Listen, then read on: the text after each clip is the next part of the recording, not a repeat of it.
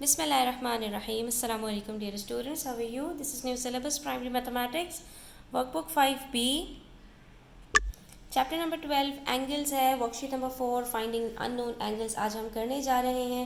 तो hold a pencil in your hands and watch the video till the end.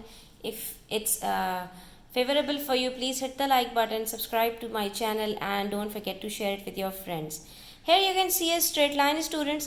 और मैंने आपको बताया था कि स्ट्रेट लाइन के ऊपर जो एंगल्स बनते हैं, चाहे वो एक हो चाहे वो एक से ज़्यादा हो, उन सब का जो सम होता है वो हमेशा 180 डिग्रीज होता है. और इन सब एंगल्स के सम को हम क्या कहते हैं? Supplementary angles.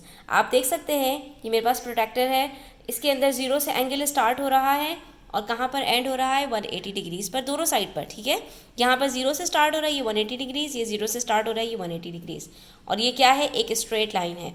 तो ऐसे में अगर आपके पास एक एंगल गिवन है और आपके पास दूसरा एंगल गिवन नहीं है, या अगर तीन एंगल्स हैं जिनमें से दो एंगल्स गिवन है और तीसरा नहीं गिवन है, तो आपने सिंपली क्या करना है? जितने एंगल्स आपके पास गिवन है उन सबको आप ऐड अप कीजिए, 180 डिग्री में से सब्ट्रैक्ट कीजिए, आपको पता चल जाएगा जो अननोन एंगल है वो कितने डिग्रीज़ का है.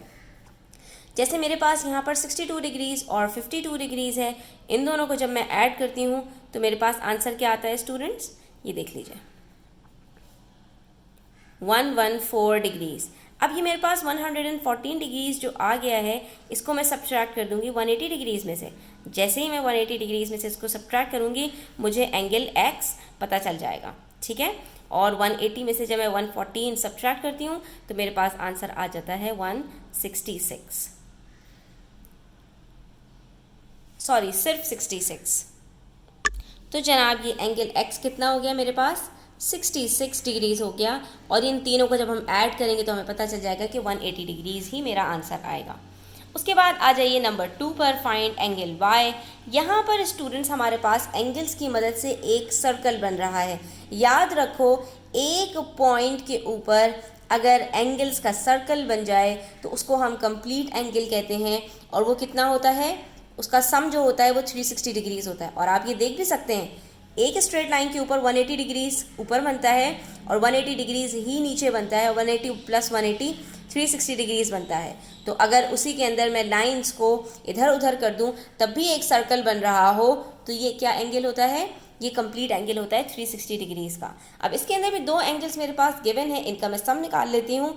जब मेरे पास सम निकल आएगा तो मेरे पास आगे उसको 360 में से सब्ट्रैक्ट करना आसान हो जाएगा. ठीक है, 86 प्लस 75 मेरे पास आंसर आता है 161 डिग्रीज़. ठीक है, जब मेरे पास ये 161 डिग्रीज़ आ गया तो उसके बाद मुझे 360 में से इसको सब्ट्रैक्ट करना पड़ेगा. 360 माइनस 161, 360 में से अगर 160 को सब्ट्रैक्ट करती हूँ तो 200 आंसर आता है. 200 में से 1 और सब्ट्रैक्ट कर लीजिए तो 199 आपके पास आंसर आ रहा है. इसका मतलब है एंगल y हमारे पास 199 डिग्रीज़ है.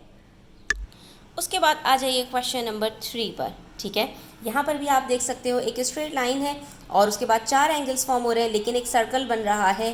तो इसका मतलब है ये भी हमारे पास जो सम आएगा वो 360 डिग्रीज़ का आएगा. लेकिन स्टूडेंट्स आप यहाँ पर देख सकते हैं कि यहाँ पर हमारे पास तीन एंगल्स गिवन नहीं है, सिर्फ एक एंगल गिवन है. तो क्या मसला है इसमें स्टूडेंट्स? इसमें भी कोई मसला नहीं है. स्टार्ट करते हैं जो एंगल हमारे पास गिवन है उसके साथ. चाहे आप ये वाली लाइन ले लीजिए, ये भी एक स्ट्रेट लाइन है. ठीक है, और चाहे आप ये वाली लाइन ले लीजिए, ये भी एक स्ट्रेट लाइन है. मैं ये क्यों कह रही हूँ? क्योंकि इसके अंदर बीच में एक एंगल 125 डिग्रीज़ गिवन है.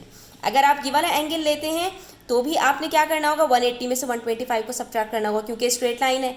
ठीक है, तो 180 डिग्रीज़ में से सबसे पहले हम सब्ट्रैक्ट कर लेते हैं 125 डिग्रीज़ को. ठीक है, अब जैसे ही हम इसको सब्ट्रैक्ट करते हैं हमारे पास आंसर आ जाता है 55 डिग्रीज़, क्योंकि 55 और 25 मिलकर 80 डिग्रीज़ बनते हैं और 100 दोनों के पास है. ठीक है, तो इसका मतलब ये हो गया कि ये जो एंगल ए है ये 55 डिग्रीज़ है. जब ये एंगल 55 डिग्रीज़ है स्टूडेंट्स, तो याद कीजिए हमने वर्टिकली ऑपोजिट एंगल्स पढ़े थे, जिसके अंदर दो स्ट्रेट लाइंस होती हैं और उनके जो एंगल्स फॉर्म होते हैं ऑपोजिट साइड्स में वो वर्टिकली ऑपोजिट एंगल्स होते हैं और इक्वल भी होते हैं. और हमने ये बात प्रूफ भी की थी, ठीक है। और आप यहाँ पर भी देख सकते हैं कि हम ये वाली जब स्ट्रेट लाइन लेंगे तो यहाँ पर भी तो हमें 180 में से 125 को माइनस करके 55 निकालना होगा। तो इसका मतलब ये हुआ कि एंगल ए और एंगल बी दोनों बराबर हैं, तो दोनों क्या हैं, 55 डिग्रीज हैं। और एंगल सी बच गया, तो एंगल सी वर्टिकली ऑपोजिट है एंगल ओ के, तो हमने इसको लिख दिया 125 डिग्रीज, ठीक है। और आप देख सकते हैं कि 125 और 55 मिलकर 180 डिग्रीज बन रहे हैं, और 180 प्लस 180 360 डिग्रीज, हैंस प्रूफ कि हमारा आंसर बिल्कुल करेक्ट है।